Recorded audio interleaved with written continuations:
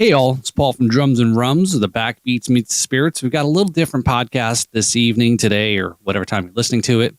And was want to try something out here a little different. So you're going to get a little bit more of me, but I also have with me, joining me on this episode, is Brad Brock, my sometimes partner in crime. And, you know the name, you've seen him. He's a podcast alum a couple times over and so forth. So I've asked him to join me on this episode where we're going to talk about a topic and see how it goes. How you doing? How you doing, Brad? I'm good, Paul. It's great to be here. Great to finally get into this new podcast concept that you've been talking about.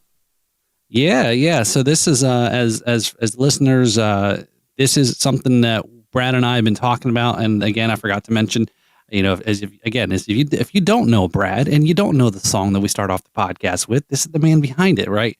And the host of the Jams and Cocktails podcast and show every Wednesday night. And this Wednesday, July 30th? I don't know what day of the week it is. Oh, July 6th is our season 4 premiere. So not okay. Just coming around the bend if we're listening in real time. not months and months or years later. Okay, so it's not this week. This episode here, if you're listening to it, is dropping on June 28th. Okay, so we still have a week to go. So maybe I was just getting anxious. That's what it was. So, all right. So I've asked Brad to join me on this episode here. We're two podcast hosts. We each have our show, like we said, and today we're co-hosting and going through. And I'm going to go through a story here with Brad, and kind of like I said, it's a little different episode here where we're not interviewing necessarily somebody. We're not interviewing a drummer. We're not interviewing a rum or somebody in that industry. But I think what we've got here is a story that's probably would fall into the hottest podcast category that's out there, and that's the true crime podcast, right, Brad? Oh my gosh, yeah, that's the everywhere you look, there's a new true crime podcast coming out. So why not get into the mix, huh? Right.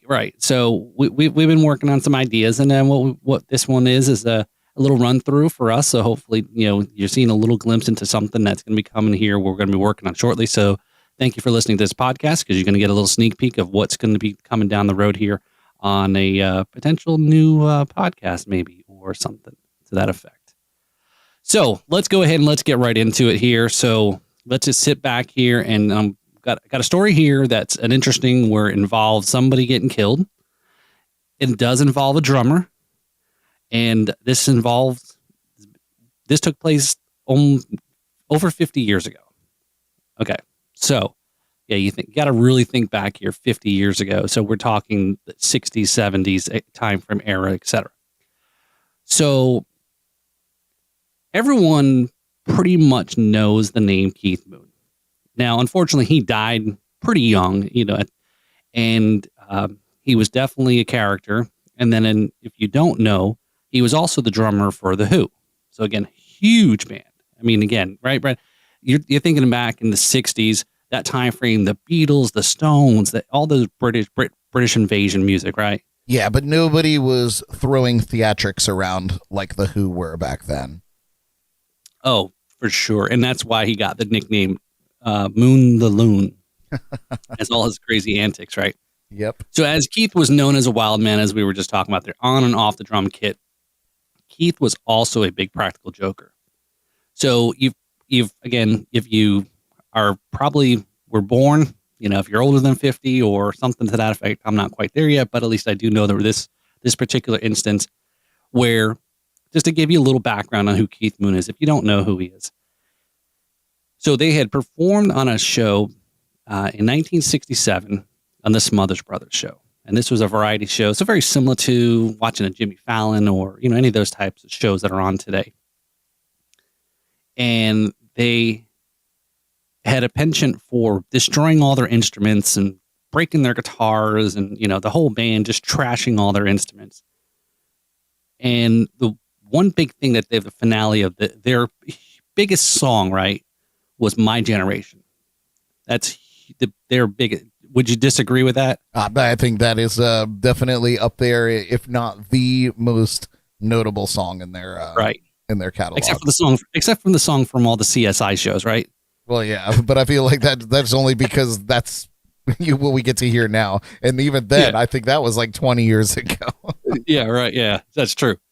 So in this particular performance on the Smothers Brothers show, so it's in 1967, right? So again, this is still a pretty tame country at that time. Well, I don't know. We're not going to go there, but just in the sense of what other stuff you see on TV, I guess maybe the better reference.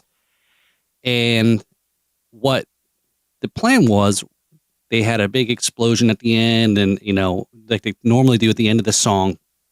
Well, Keith had packed his bass drum 10 times the allowed amount of gunpowder, okay, for this finale.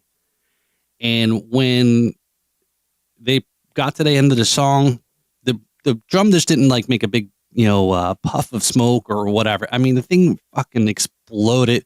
He actually got shrapnel in his arm. I mean, supposedly this is what caused Pete Townsend to lose his hearing because he was standing that close to that bomb going off, and it was just crazy. And again, if you don't know who the Smothers Brothers is, definitely look it up, Google it, and you'll see that those guys are very much a very mild-mannered guys.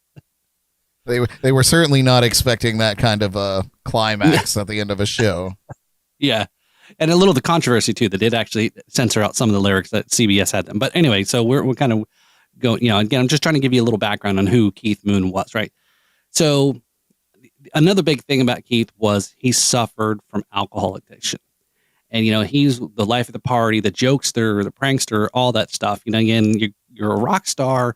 You're again, think about the 60s here coming up through that. And, you're just the life of the party. And, again, you've shared, some of your stories, Brad, as a musician, you're a musician, full-time musician, have done a lot of touring, have seen the world, and you kind of can easily fall into that whole when everyone's loving you and buying you drinks and party culture, 100%, absolutely. So it was only until a few years after this performance that Keith found himself in the middle of a situation more serious than any of his crazy antics. So we got to go back, like I said, to late 60s, early 70s. And this was during a time period, where the fashion and the fads is what they was referred to as the mod or the modern. And just think of Austin Powers movies. I think that probably sums it up to give you an idea what the fashion, what the dress was, what the style, what the culture was in the UK or specifically London. And this subculture gained a lot of popularity, like I said, in the 60s. And again, it was influenced by jazz music and art films, and people rode Vespas, and, so it was very hip, right? And so this was kind of the style that the Who were, and especially Keith and his entourage of friends and so forth. And dressing like a mod, meant wearing stylish and tailored clothing and bold prints and bright colors. You were really wanting to stand out, right? So there was a lot of those bright colors. And again, just think about just think about Austin Powers. I think that probably sums it up if you've seen the movie of what that looked like. So this particular event took place on January 4th, 1970 in England at the Red Lion Pub in Hatfield, Hertfordshire. And this is just outside of London, just north of outside of London. And this event that took place that night was with Keith, as mentioned, his wife, Kim, and a couple of friends, Larry and Jean. And also that they were part of his entourage. So it was really just a small group. And then also Neil Boland. And you're going to learn more about Neil here in a second, because it's really where the tie here is with Keith and Neil. Now, Neil was Keith's chauffeur and bodyguard. So again, if you're a wild guy, you're a rock star of one of the biggest bands at the time, you're definitely, and Keith was actually, not a big guy either. So you definitely needed somebody around you who was big to help take care of when you're causing maybe some scenes and so forth. Which he is notorious for doing. Yeah. So there was another part of this this story. And there's some dispute over, there was we'll call them the antagonists at this point, right? But this could be some debate, and you'll learn a little more about who was really the antagonizers here, or perceived. So there was also the locals, there were local young punks, late teens, just a typical male, out. And again, the drinking age is different in the UK.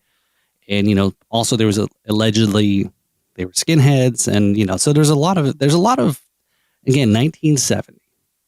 And we got to think back to, that was 50 years ago compared to today when something happened. Cell phones and ring cameras, or a lot more people see things than was, or can remember things. Again, this was also at a pub, so there was drinking going on, and usually that's why. And if Keith Moon was involved, it was a ton of drinking. Yeah, right. So they had headed over to the pub, and this is, according to reports, was not a really high-end bar where you'd be drinking things like brandy, which is what Keith and the party were drinking that night. This was more of a beer bar, right? And allegedly, the story goes, somebody offered to buy him a drink. He kind of, maybe in sort of tone, kind of poo-pooed on the drink. He says, no, it's a brandy, because that's what he drank. He didn't drink beer. So, there's a little bit of that where there's a little friction here now, where he's at the bar, somebody's trying to buy him a drink, and he says, no, buy me a brandy. That's what I drink. Well, at that time, you're talking about 4 beers equal 1 brandy. So again, if you're not have a lot of money, and again, it goes to show you shouldn't be showing off and to try to buy somebody who's got more money than you booze, right? Or a drink. Right. Yeah. Just know your bounds and your set, even if you want to hang out with them. So, like I said, Moon, Neil, and the whole the entourage, as like I said, they were dressed in like mods, and that also kind of rubbed the wrong way the group that was in the rest of the bar. Because again, the mods clothing, like I said, was something that really, they stand out and they draw attention. Okay, so they went over to the pub, and it was apparently a favor that Keith was doing for a family friend. He was going to show up to attend the opening as a celebrity, right? As a favor. And again, that's kind of a cool thing. He's trying to use his to help out this. And so that's admirable, right? And when they arrived, the rest of the group wasn't really briefed on what was going on, or what was the deal, or what was the situation, why were they here, etc. And it's definitely a place that they knew they should have avoided, right? This is like one of those, you go to the place, yeah, that's a place I don't want to go. One of those places where you open the door and the jukebox goes, and everybody looks at you. Yeah, I imagine it was probably something just like that. Right. So you got a lot of clash of different style, cultures, etc. So that was because here they go. On top of it, and this is a crucial part that I want to make sure I don't miss out. On top of it, so they're dressed in very flashy clothes. This is Keith Moon. Everybody knows who Keith Moon is. They all get out of a Bentley. Okay, I think we all know what a Bentley is, and so forth. So if you don't know what a Bentley is, then you shouldn't know what a Bentley is. And if you do know what a Bentley is and you can afford one, you can buy me and Brad. Just buy one. We'll share it. Yeah, that's all we need. I know. That's fine. Or just a round of brandies. That sounds nice. Oh, there we go. Yeah. So I didn't have any brandy this one. This is a rum podcast. So, but maybe next time. Maybe that other show we were talking about. We'll change up the drinks. So, like I said, they arrived at the bar. Apparently, there was already a lot of buzz going on, and apparently it didn't faze Keith, right? Because again, he's probably he's in his own world, his own thoughts, and all the chatter going on about him, and and they just bought lots of drinks, right? So, and the other, their 2 friends, Gene and Larry, they got into a fight, and they were boyfriend girlfriend, and Gene went out to the car, stormed off. And no, I'm sorry. This go 50 years ago. I'm trying to remember this. So it was actually the other way around. So Larry stormed off. He left. So I don't know what to say about that. He's the one that stormed off. But all right, so he stormed off and went to the car. And Neil, okay, the bodyguard, the chauffeur, had told Gene, said, "Hey, go out to the car, go make up, go sort it out." Smoothing over those relations. Yeah. Great advice. There's probably that. Maybe that was actually the ploy, was to get the hell out of that bar. Make an excuse. Yeah, maybe. I got to take this call. I got to be outside. All right, so they headed off, and at this time, Larry and Gene, they're in the car, and again, they were in a car which was quite extreme, and they recall the people were making comments about a flash motor, which is a British term for describing a car that is expensive looking, demanding attention. Again, just showy, right? And which like we said, after all, it was a Bentley, right? So of course, it's going to 50 years later today, a Bentley still will attract attention. Absolutely. Right. So they're in there. They're in the car, and finally, Keith and Kim come out with all the people around them, and a lot of insults are being thrown at them, and more comments about the car, and people saying things like, "Who do you think you are?" And again, this is kind of, people felt like they were showing off in front of them. So of course now they got this mob, and they start throwing things like rocks and money, and it was starting to get out of control, like a riot, this mob scene. So here's the four of them. They're in the car. Neil's in the car with them, and Neil was trying to drive away. And this is what the point that everyone says things got blurry. Of course, remember, everyone's been drinking. So trying to get a police statement, right, from a bunch of inebriated people is virtually impossible, right? So they can't remember very well, except that people were all over the car. The car was rocking and trying to turn them over. So you can imagine just sitting inside of a car where there's a mob and somebody's trying to either get at you or whatever the case may be. You've got to be pretty frightened at this point, right? So here they're in the car, and this is when things happen too quickly. What now happens next is somebody says, "Lock the door." And the next thing they know, Neil gets pulled out of the car. And meanwhile, all this ruckus is still going on. Now, whether or not they're very unsure whether he got dragged out of the car, he didn't lock the door, or he got out of the car. And again, he was the bodyguard. He was, supposed to take care of. They were still not sure to this day really what happened. Did he get out or did he get dragged out? But anyway, everyone does recall all of a sudden what happens next is Keith Moon slides over to the driver's seat and just peels out of the parking lot down the road to get away from the mob, right? But again, the mob was all around this car, and he drove up the road until there was a place with lights. It was pitch black. They were all terrified. His wife crawls in the back seat with their friends, and then Keith Moon gets out of the car to call the police.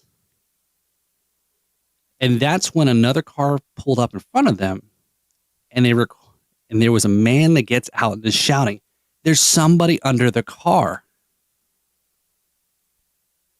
But once the police showed up, they had got taken to the police station and say, they were told, "Oh, hey, you need to go to the hospital, identify somebody." And they're like, "What do you mean identify?" So they didn't quite understand that somebody, like when you use identify, somebody died or was something Right. happened. They're no longer alive. They weren't sure. They didn't know. And this part of it was probably very, a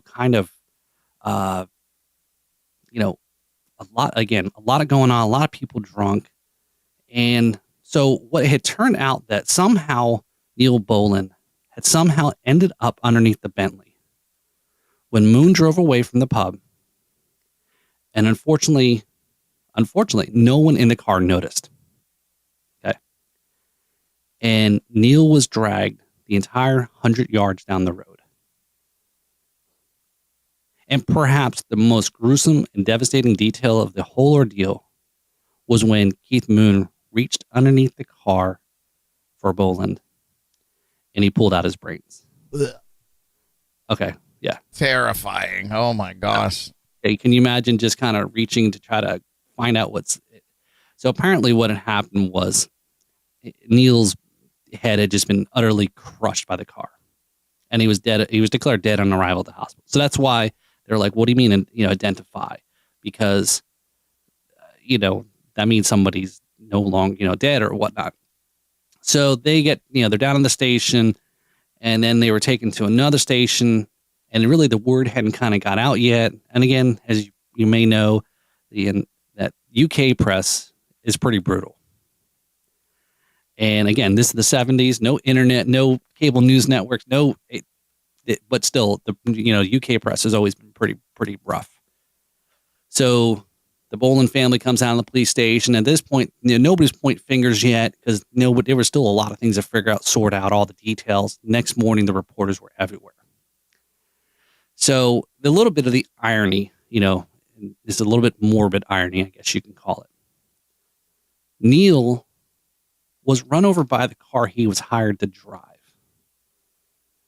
And with all the drinking Keith did, he was at least smart enough to actually hire a chauffeur to drive him around. Which he did. He did quite often, He was, he knew, and he knew that he liked to drink a lot and he did not like to drive. Even when he wasn't out doing, other things, he just, in his personal life, he always hired people to drive him around. He didn't like it. So this was not out of the ordinary for Keith Moon. Right. So, he was, in that sense, all the craziness that he had done, he was at least responsible in that aspect. But unfortunately, this was the irony of, if he drove his car, anyway. So there was, like I said, there was a lot of just craziness going on and a lot of this commotion, and I can only imagine, most people probably would have been in the same situation. And then just to come out, find out that you ran over, a good friend of yours and, and very devastating. Look, unless you're really, what's the right word? Heartless or cold. Right. That, if you kill somebody, and thank God that I have not,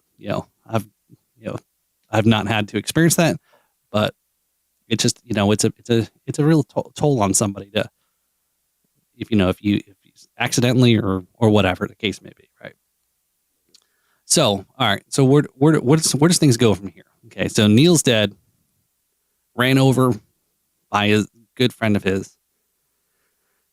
And now what the police had really were going after was, Keith didn't have his driver's license with him. He was obviously driving without and didn't have all his, the documentation usually get when you get pulled over from the police, right? License, insurance, and registration and all that. And so he got charged. Keith Moon got charged with drunk driving. Okay.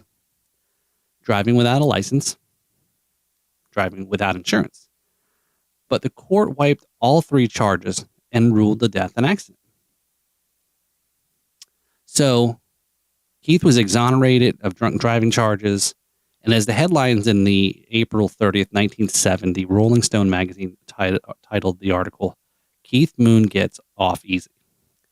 Now, again, that probably doesn't help your psyche.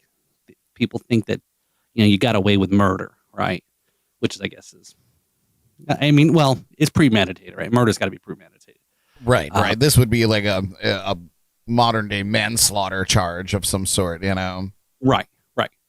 So in the court case here, the judge told him you had no choice but to act the way you did, and no moral culpability is attached to you. And it only took the jury 10 minutes to rule Boland's death accidental. And it didn't help the case that every single eyewitness had a different point of view on that night, noting what was caught on tape. And nothing was caught on tape, right? So, again, like I said, there's no cell phone cameras. There's no all that stuff. No technology like a lot of stuff that we today. take for granted now. Like even when we're out and about, police didn't have body cams. Yeah, Nobody had a cell phone, and nobody was snapping even photos back in 1970. So it really is hearsay and corroborating stories. And when you have a huge group of people that had all been drinking all night, with the exception of the victim, right? You know, it's what do you do? How do you prove something like that? Yeah. So there was so much craziness that was going on. So as like we said, this incident would affect anybody. You know, and this incident affected him until his death in 1978. And let's make a point very well known. Keith Moon at this point in his life was only 24 years old. Yeah. Which, you know, to me is a baby. You know, so that, you know, we're not talking about really, you know, advanced adults at this point. You know, 24 years old, and of course he you know, didn't live much longer than that, but right. But yeah, to have that stacked on your shoulders at such a young age, I can't imagine. Yeah, and it's just totally. Like I said, it's one of those. It's an unfortunate tale. This is an unfortunate tale of what happens when, you know, a situation gets out of control and people aren't thinking right or trying to do, and you know, because this next part here is where, like the judge said, hey, look, you were in a car with an angry mob and you try to get away. It just so happens that your driver got caught up on the car. So, like I said, this affected him, you know, until his death at 32. And that age of 32 is a very ominous number, right? You'll find more in a second here. So his ex-wife and girlfriends have stated that he would wake up in the middle of the night screaming from nightmares from that fateful night. You know, and those close to Keith said that Boland's death haunted him for the rest of his life, like we said. And according to a famous 60s groupie, Pamela Diz Bars, she said that Moon had nightmares, which would wake them both up and about the incident. And he said, hey, you have no right to be alive, right? So again, that's a huge guilt. And if you're an alcoholic, you know, this is just not a good thing. So in a follow-up trial against the eight youths, their lawyer claimed that this is crazy now, right? So their lawyer claimed that it was Keith and Kim's fault for Neil's death. He claimed that Keith was partly to blame for ordering a large brandy. Again, ordering up. Would you say it was a mega pint of brandy? I don't know if they had mega pints back then. Yeah, right. Yeah. Oh, that's right. Yeah, the metric system. That's the problem. That's why you get fucked up too easy. The metric system here in the U.S. Right. Yeah. So again, they're trying to, you know, their claim. Hey, if you got a good lawyer there to try to deflect. Again, and then also they blame Kim was equally at fault because she refused to give the youths a ride home in the Bentley. Sure, you're crazy youths that are trying to, you know, mug me or beat me up. Sure, I'm gonna let you in the car, right? So totally understand. So 3 of them had pleaded not guilty, which was accepted by the prosecution. The other 5 were found guilty, but were let off with fines ranging from 30 to 200 pounds, or an equivalent, again, 1970, or an equivalent of today would have been somewhere between $600 to $4,000, or 500 to about 3,000 pounds or so. A pretty good amount of money. Yeah, I mean, at the time, you know, this is 1970s, and most of them are all late teens. You know, where does something like that get money like that? Again, if they're already at a place that's probably not very affluent, that's huge. Yeah, like I said. So that was the punishment, really. It's so Keith gets off, everyone gets off, and the kids that were involved, they pretty much, nobody got convicted of any type of charges of murder or manslaughter or anything of the death. It was just purely accident, the wrong place, right? So there was all sorts of controversy about claims that it was a cover up. Keith got off scot-free due to being a celebrity. To his wife was the one driving the car, and it was the skinheads who were at fault, for causing the scene, and also supposedly they weren't skinheads either. So it just is that somebody made a reference that this is kind of a skinhead pub, and that kind of stuck that everyone in there who after them was a skinhead. Right. Yeah, there was a lot of, which I guess was also probably a reason why the jury was so quick to decide, because there were so many, the recollections were not concise, and they were not in line with each other, and a lot of the witnesses that they got to talk to. Right. So yeah, crazy. And you think again here we're in the year 2022, and we just watched all sorts of the drama on TV with Johnny Depp and Amber Heard trial. Yeah. Right. All the witnesses and all of this, and he said, she said, and this and that, and yeah. If you think court cases are simple, that's why I think maybe everyone has such an aversion to want to be on jury duty, because you've got to have to sit through and make a decision about somebody's it's going to affect them for the rest of their lives. But yeah, like back to we were saying earlier, it's just witness testimony back then. There's no physical evidence, there's no audio evidence, there's no video evidence, there's no drone evidence, there's none of this. It's just whatever the witnesses have to say, and if it doesn't add up between witness to witness, how you can't convict. The glove does not fit. You must acquit. So Johnny Cochran. That's right. If you don't get Brad's reference, you're too young. Yeah, you're good too for young. you. Yeah, go Google O.J. Simpson. So trial or something like that.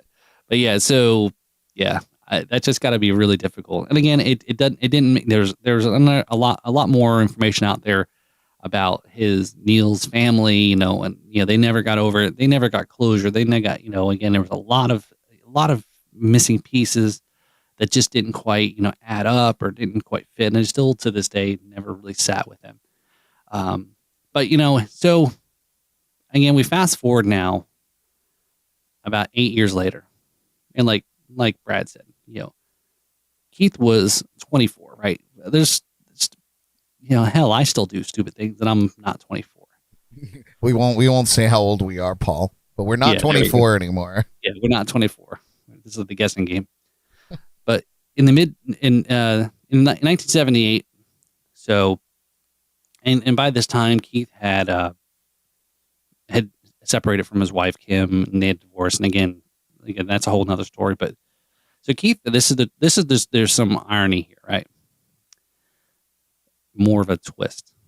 So Keith rented out an apartment from Harry Nielsen, and again, I'll pause there and I'll let you fill in there, Brad. Tell the listeners who Harry Nielsen is. That they don't know the name, they probably know some of his songs. Harry Nielsen. You know what? You got me, Paul. Oh, okay. So he's the Lyman the Coconut Guy. You would know that from Rums. That's right. Yeah, there you go. Well, now I learned something today. There you go. He's got a couple other cool songs too, but and definitely this again. We did this episode to stay teased into a new podcast that Brad and I are working on, where it's going to be more like this, and there is going to be a reference to Keith, Harry, and another person that we're going to feature that also got murdered.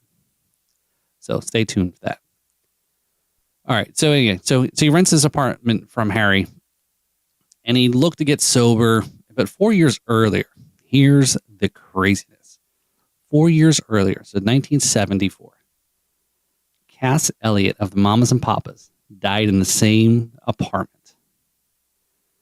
Now, Harry believed it had to be, it was cursed. But Pete Townsend, the guitarist in The Who, assured him, like, look, there's no way that lightning's going to hit twice, right? And though you would have it, in September 6th, Moon was found dead, having overdosed on drugs, which was prescribed to alleviate his alcohol withdrawal symptoms. But there's a little bit more about that, how that kind of transpired. But anyway, it was a tragic life, for a troubled life, a tragic end to a troubled life. And it just seemed like every turn, there was some dark direction or events, and especially that all tied back to that night at the Red Lion pub. And you want to know, there's something spooky also, Paul, that I just pulled these fibers together with what little brain power I possess. But they said that he had taken 32 pills of that medication, that withdrawal medication, and he was 32 years old. So do you think that was, do you think he planned that? That's crazy. I don't know. And Mama Cass was also 32 years old when she died in that same apartment. That is spooky to me. And did you know that this episode is 132? No. Oh my God. You really had me going there for a minute. No.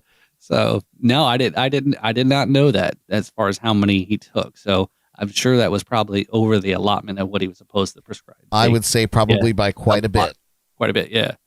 So whatever happened that night, Keith Moon was haunted by it for the rest of his life. In wrapping up here, this story, is this a case of being at the wrong place at the wrong time, not having good situational awareness, which I don't even think that was probably even a term back in 1970. But yeah, they had not thought of that yet. Yeah. That's a very millennial thing to say, Paul. Okay, boomer. And or was it just that the courts, just that found this just to be a really bad, an accident? And regardless of the reasons, unfortunately, Neil Boland died that night. And like today, like we said, 50 years later, there's no cell phones, no security cameras to capture on really what happened. Just some bad decisions that happened that night. And wrong place, wrong time, like we said. And whenever there's alcohol involved, there's usually, things never usually turn out for the best. So unless you're drumming and rumming or you're jamming with a cocktail. That's right. So that's why you should just stay in your house, order from Drizzly, promo code Jams and Cocktails. Yeah. And just sit and listen to podcasts like this. So, 100%. It's the safest thing to do. Right. Worst thing you do is you trip going down the stairs or something. But so hopefully you enjoyed this different take on one of the Drums and Rums podcast, where we got to share a little bit story you may not have known. Again, this is from over 50 years ago. A lot of people didn't know this story. A lot of people probably, like I said, knew who Keith Moon was, definitely know who the Who was, but just didn't know that Keith Moon was associated to somebody dying. And, it's very unfortunate, like we said, and hopefully you like what we did, in this episode. We definitely got some ideas for more of this. And so again, this was a little sneak preview to for more things to come. And I know, what'd you think, Brad? I did not know anything about this story, honestly, until you brought it to my attention. And then, reading and doing a little research on it, I found it fascinating because it's so fibrous to the demise of Keith Moon, who's such a legendary piece of music history.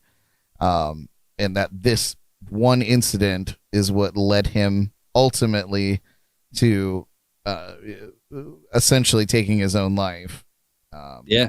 Just 8 years later at 32. You remember when you were 32, Paul?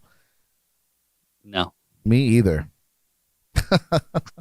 It's so sad. It's so sad. But, it's a piece of music history. And and I appreciate you bringing it to my attention and inviting me to come and talk about it. Yeah.